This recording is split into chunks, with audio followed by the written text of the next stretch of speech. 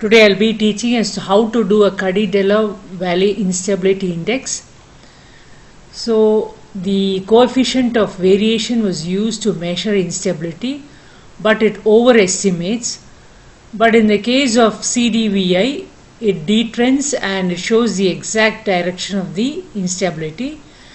To calculate CDVI, the formula is I is equal to CV. CV refers to coefficient of variation into root of 1 minus adjusted R square.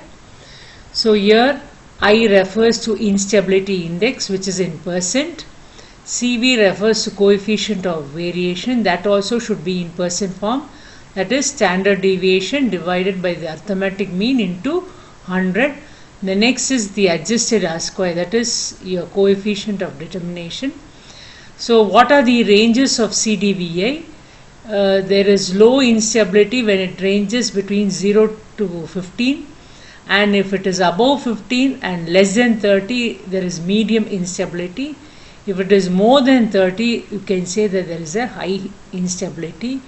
You can use this index either for food crop or price or whatever it may be. So for the purpose of the video, I have just taken food crop alone. So this is my data which is on my right hand side. I have put it in my SPSS. So to find out the adjusted R square, you have to go to analyze, scroll down to regression, from there move on to curve estimation and put the food variable in the dependent, and it is a time series data, and you can choose any one of the model. In my earlier videos I have taught as to how to choose all these model, on what basis, that you can cross verify it later, and later you can click display ANOVA table and just you can uncheck plot models, and if you want you can check it also, no issues. Click OK. So you will get the answer over here. Here we are interested only in the adjusted R square. So here adjusted R square is 0.755. So we have got the adjusted R square as, you can see, 0.755. Now we have to see the coefficient of variation. For that, what you have to do is you have to again get back to the data, go to analyze, go to descriptive statistics, from there move on to frequencies. From there, click the food in the variable part, move on to statistics and click the mean and standard deviation. So we require these two only for the analysis part. So I am just checking only mean and standard deviation. Later click continue and then click OK. So you have got your mean and your standard deviation. So you have to divide this value with that of your mean value, that is 614.468 divided by 484, and later multiply it with 100. So you will get your coefficient of variation in percentage.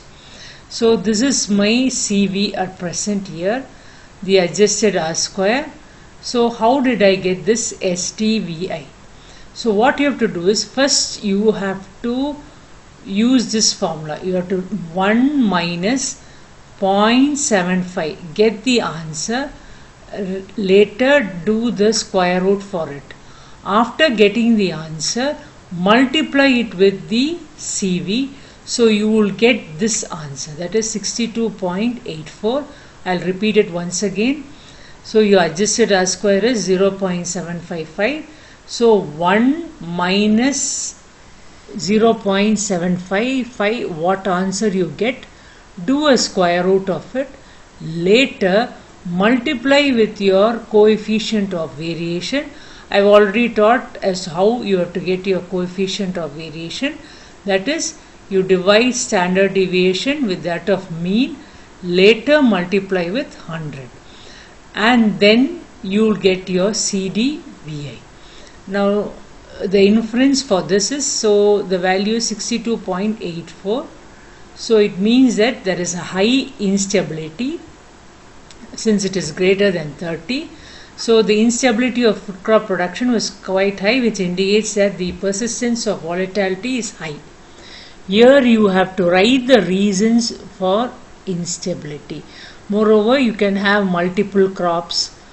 Like that, you can do your analysis. Hope you are clear with this. Thank you for listening.